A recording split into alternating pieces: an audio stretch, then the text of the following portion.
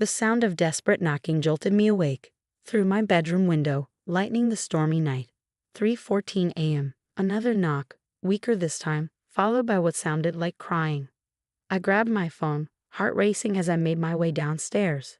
Through the peephole, I saw her, Emma, my younger sister, drenched from the rain, one hand protectively cradling her very pregnant belly. "Please, Sophie," she whimpered. I didn't know where else to go. 8 months. That's how long it had been since our family had cast her out. 8 months since Mom and Dad discovered their perfect 19-year-old daughter was pregnant by her college professor, a married man twice her age. 8 months of pretending Emma didn't exist. Before I could reach for the lock, my phone buzzed. "Mom. Don't you dare open that door, Sophie." She made her choice. She chose to shame this family. Let her deal with the consequences. My hand froze on the doorknob. At 24, I'd always been the responsible one, the one who followed rules, who never disappointed our parents. Opening this door would change everything. "Sophie, please." Emma's voice cracked. "Something's wrong with the baby." I unlocked the door. Emma collapsed into my arms, her clothes soaked, her body shaking with sobs. Her skin felt ice cold, and her pregnant belly seemed lower than it should be. Fear gripped my heart as I helped her to the couch. "He kicked me out," she whispered, wrapping herself in the blanket I offered. "Marcus, he said he couldn't risk his wife finding out. I've been sleeping in my car for 3 days." My phone kept buzzing. Mom's messages grew increasingly threatening. "You're betraying this family, Sophie. Don't come crying to us when she ruins your life too. If you help her, you're no better than she is." I turned off my phone. Emma winced, clutching her stomach. The contractions started 2 hours ago. I went to the hospital, but they wanted insurance information. I don't have any since Dad canceled my coverage. "Contractions? But you're only 7 months along." She nodded, tears streaming down her face. I tried calling Mom first. She hung up. Dad blocked my number months ago. I didn't know where else to go. Looking at my sister, really looking at her, I saw how much these months had aged her. The bright, bubbly teenager who left for college last year was gone.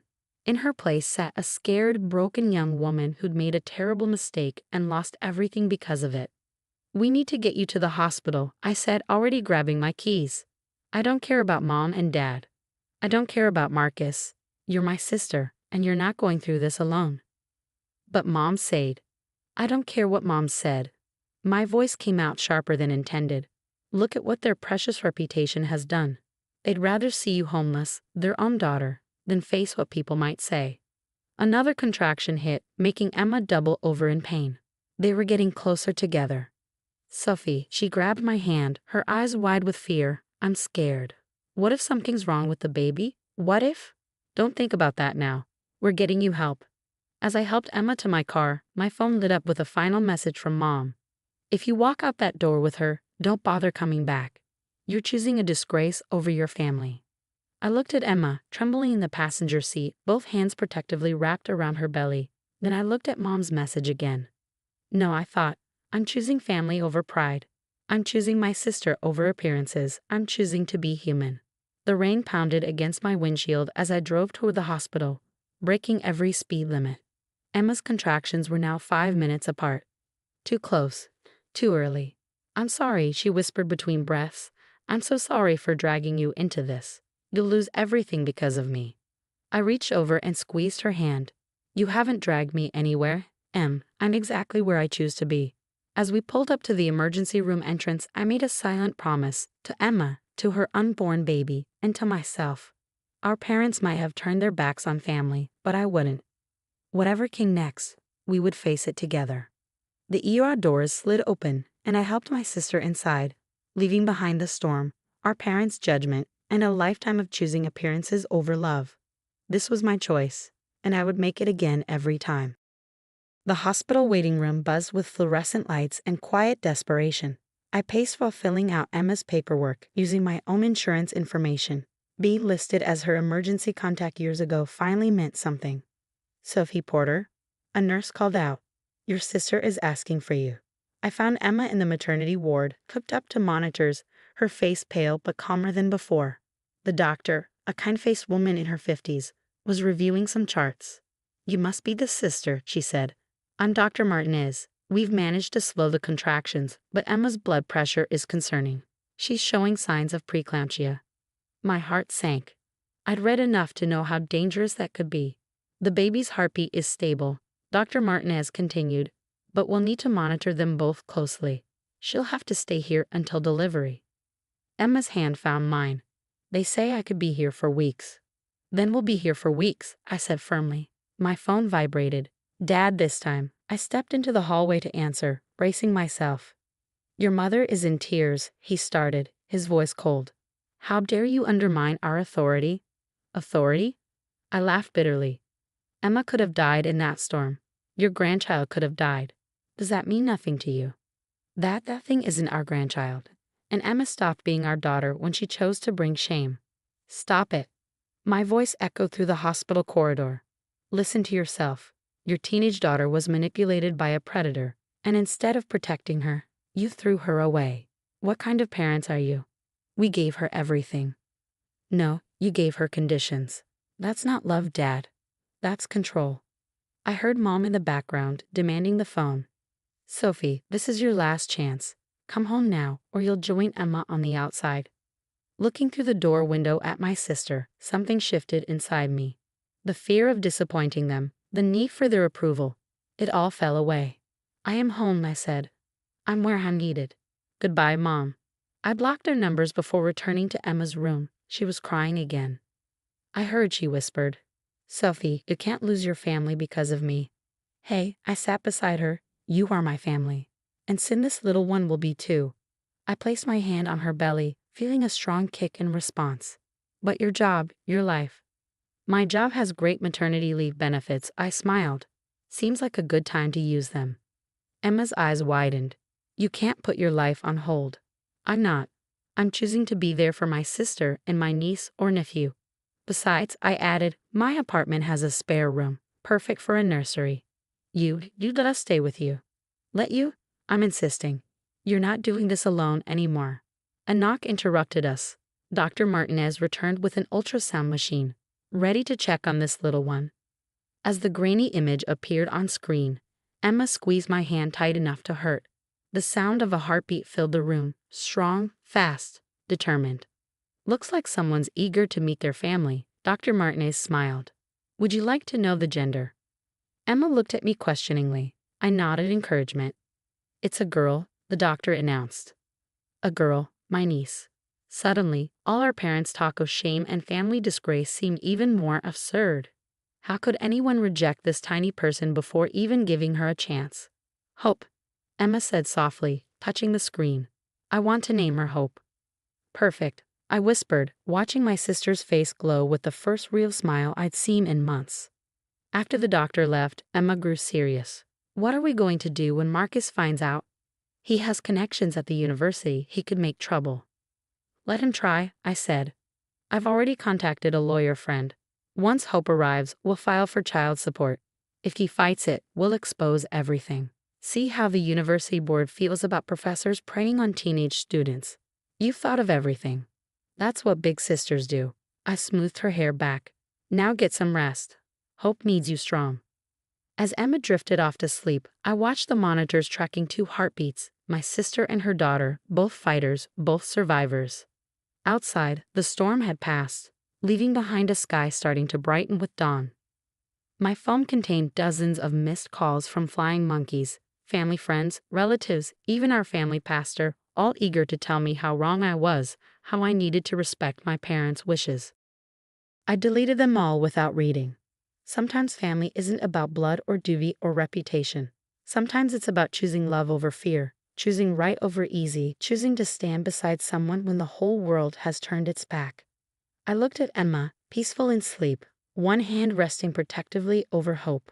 In a few months, our little family of 3 would start a new chapter. It wouldn't be easy, but we face it together. That was my choice, and I'd never been more certain of anything in my life.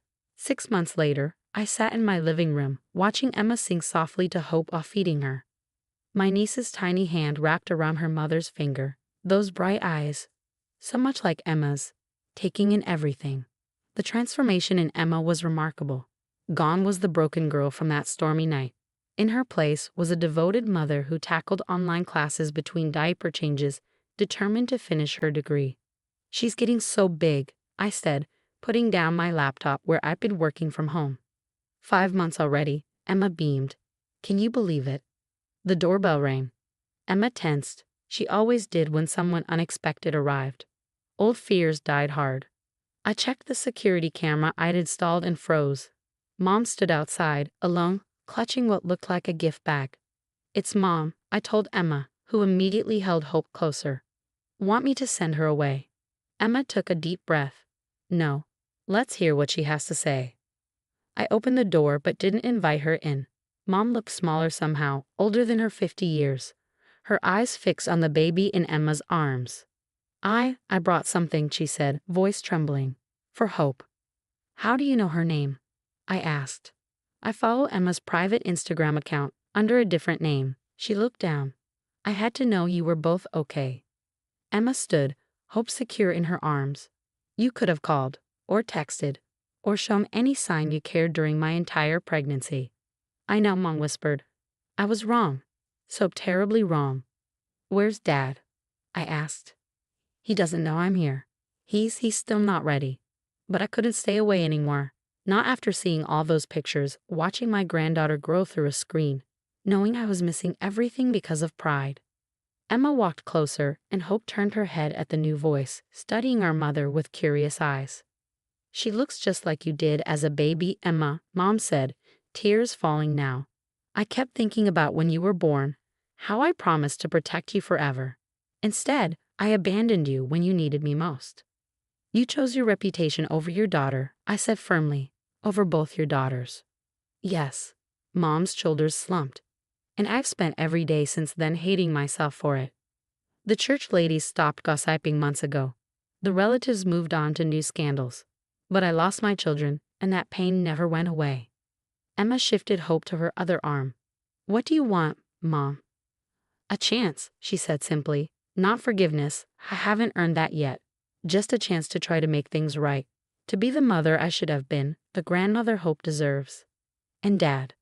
"I'm leaving him," Mom said, surprising us both. He refused to even look at Hope's pictures. I realized I couldn't live with that kind of hatred anymore. I got my own apartment last week. I shared a look with Emma. We built a good life these past months. Hope was thriving, Emma was healing, and I found unexpected joy in our little family unit. Could we risk letting in the person who'd hurt us so deeply? "We'll need time," Emma finally said. "And there will be rules. You can't just walk back in like nothing happened." "I understand," Mom nodded eagerly. "Anything you need." First, I stepped forward. "You need to acknowledge what really happened with Marcus. Emma wasn't some wayward teen who shamed the family. She was a victim of predatory manipulation by someone in authority." "Yes," Mom agreed, fresh tears falling. "I see that now. I should have protected you, Emma. Should have pressed charges instead of hiding the truth." "It's not too late," Emma said quietly. "I've been talking to other students he targeted. There's going to be a formal investigation." Mom straightened her spine. "Tell me how I can help." Hope chose that moment to let out a happy gurgle, reaching toward the gift bag Mom still held. Despite everything, I smiled. "What did you bring her?" Mom opened the bag, pulling out a worn teddy bear. This was Emma's first stuffed animal. "I kept it all these years." Emma's breath caught. "Mr. Snuggles." "I thought he was lost in the move." "No," Mom said softly. "I saved him, hoping someday." Hope reached for the bear, and Emma slowly moved closer, letting Mom place it in the baby's eager hands. As Hope hugged the bear, our mother got her first close look at her granddaughter. "Hello, precious girl," she whispered. I watched them, 3 generations of our family's women, each carrying their own scars, their own hopes. The road ahead wouldn't be easy. Trust, once broken, takes time to rebuild. But standing there, seeing Hope smile at her grandmother, while clutching a piece of her mother's childhood, I felt something shift. Sometimes healing comes in unexpected ways. Sometimes it takes a tiny hand to bridge the gaps between hearts. And sometimes, when you choose love over pride, love finds ways to multiply. "Would you like to hold her?" Emma asked softly. As Mom took Hope in her trembling arms, her face lighting up with wonder, I realized we were all making a new choice. choosing to build something stronger from our broken pieces, choosing to write a different story for hope's future. A story of redemption, of second chances, of love that grows strong enough to overcome pride. A story that began on a stormy night with a choice, and continued now in the sunshine of a new day with another choice: to heal together.